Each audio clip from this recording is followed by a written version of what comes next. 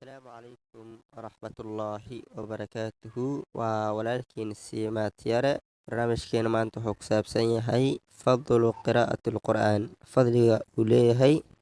qiraa'ati alqur'aan ama tilaawati alqur'aan qur'aanka in la akhriyo rasuulku wuxuu yidhi sala alayhi wasalam qur'aanka akhriya maxaa yeelay maalinta qiyaamo imaanaya qur'aanka asagoo u shafeecayo saaxiibkiisii iqra'u alqur'aan qur'aanka akhriya fa innahu ya'tii wuu imaanaya qur'aanka yowma alqiyaamati maalinta qiyaamo shafiican liasxaabihi asagoo u shafeecaya saaxiibkiisii marka qur'aanka saaxiibkiisa waa kuma rasuulku wuxuu sala alayhi wasalam yu'taa bilqur'aani qur'aanku imaanayaa yowma alqiyaamati maalinta qiyaamo wa ahlihi aladiina kaanuu yacmaluuna bihi ehelkiisii kuwa adduunyada markay joogeen ku camal fali jireen akhrin jireen ayuu u imaanayaa qur'aanka waxaana soo hormarayo suuratulbaqar iyo aala cimraan taqdumuhu suuratulbaqar wa aala cimraan marka walaalayaal qur'aanka fadligiisii fadli hadii lasoo koobi kara ma ahan kadaalika xadiid kale oo warinaya cabdulaahi ibni mascuud allah karaan laqdee wuxuu yidhi waxaan ka maqlay rasuulka sala alay wasalam isagoo dhacayo man qara'a xarfa min kitaabillaahi qofkii aqriya xaraf oo ka mid ah kitaabka ilaahi subxaanahu watacaala falahu bihi xasana waxaa u sugnaatay hal xasana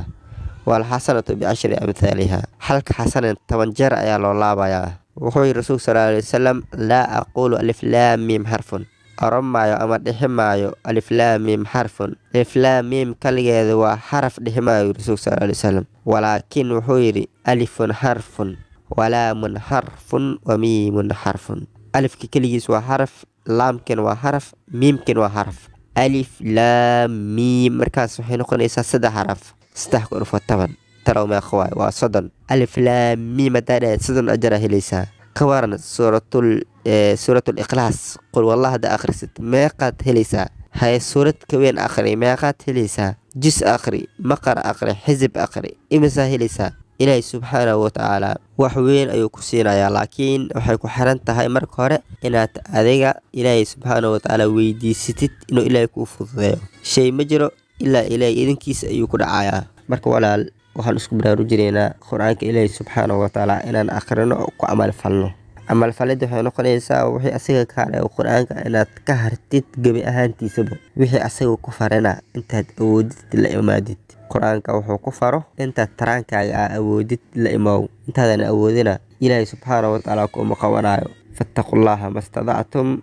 wasmacuu waadiicuu wayri ilaahay subxaanahu watacaala ilaahay ka cabsada intaad awoodiin intaad awoodi waaysaana markaas waa id noo qabanaysa ma lahan waxaan isku baraarujinaynaa tilaawat alqur'aan qur'aanka inaan akhrino qur'aanka in la akhriyo kutub maanta meel walbo ayuu yaalaa kutubka madaarisada waa yaalaan masaajidada waa yaalaan xataa moobeeladeena way noogu jiraan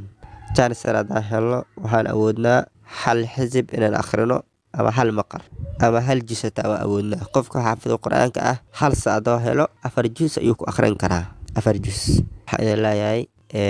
ilaahay subxaanahu watacaala taqwadiisii ayaan iskugu dardaarmaynaa anigoo ah walaalkiin siimaad yare waxaan idin leeyahay inaad kheyr ka faafisaan ood sheer garaysaan videogan oo qof walba muslim gaaro maxaa yeelay adigana ajar baad ka helaysaa maxaa yeelay rasuulku wuxuu sala alayhi wasalam addaalu ala alkhayri ka faacilihi ninkii kheyrka dadka sax wuxuu limid yahay asigoo sameeyey oo kale assalaamu calaykum